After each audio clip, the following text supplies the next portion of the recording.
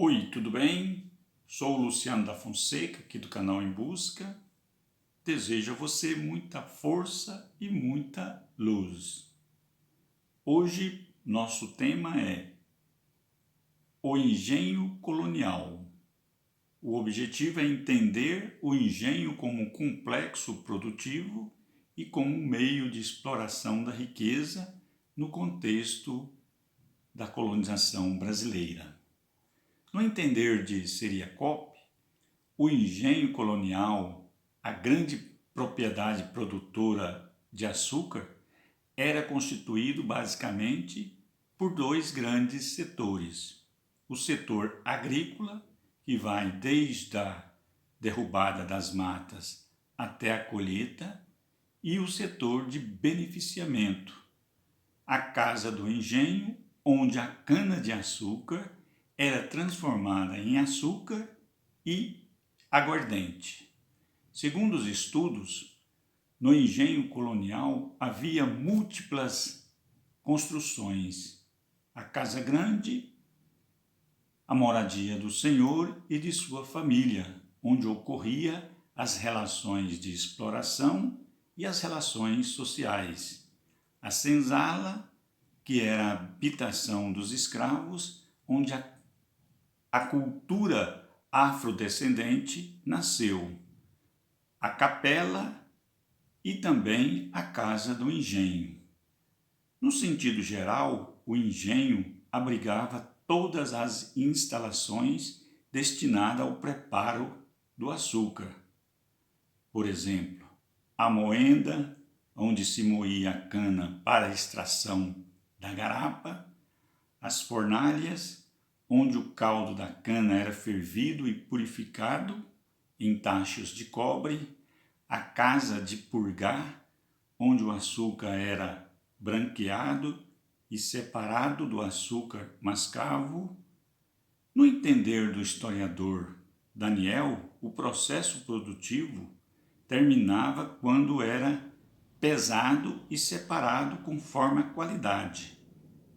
Logo depois era colocado em caixas de até 50 arrobas.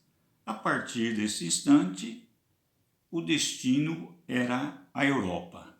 Todavia, em muitos engenhos e Casa Grande possuía também destilarias para produzir o aguardente, ou seja, a cachaça, que era utilizada no comércio triangular, com o escambo, ou seja, a cachaça como base de troca no tráfico de negros da África para o continente americano.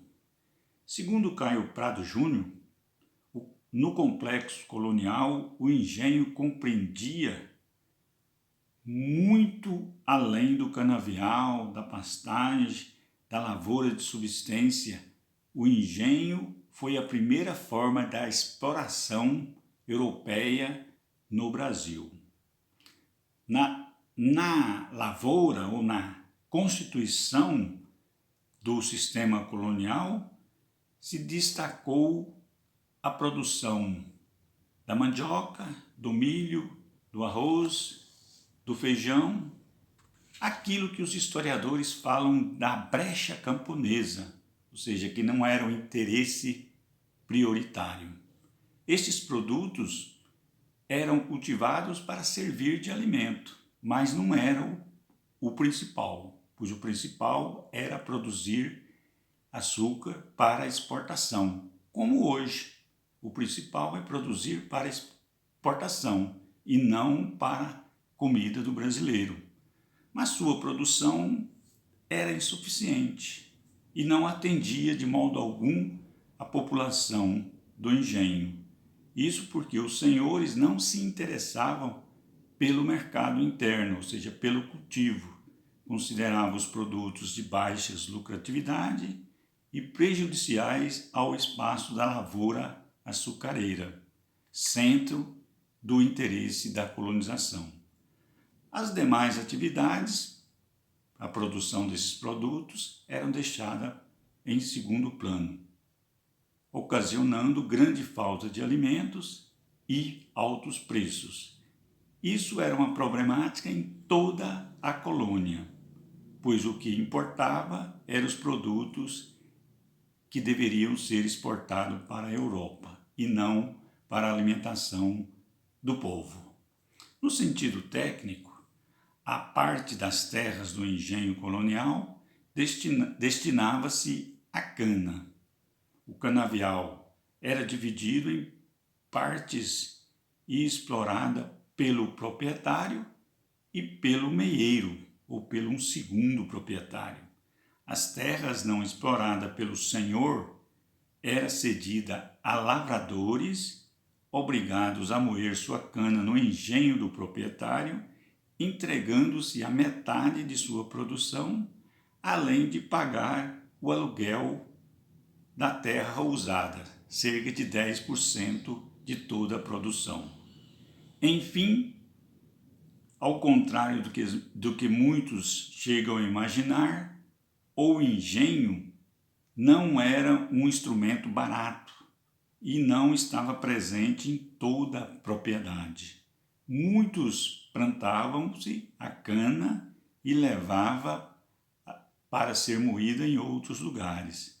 Assim, os fazendeiros que não possuíam recursos, pois o engenho é uma indústria cara, levava geralmente para engenhos de senhores conhecidos. Na maioria das vezes, esses plantadores de cana utilizavam o engenho da propriedade mediante um tipo de pagamento ou mediante um tipo de subordinação. Nesse sentido, o engenho colonial representou não somente um modo de produção, mas também um modo de exploração no contexto da colonização brasileira feita pelos portugueses.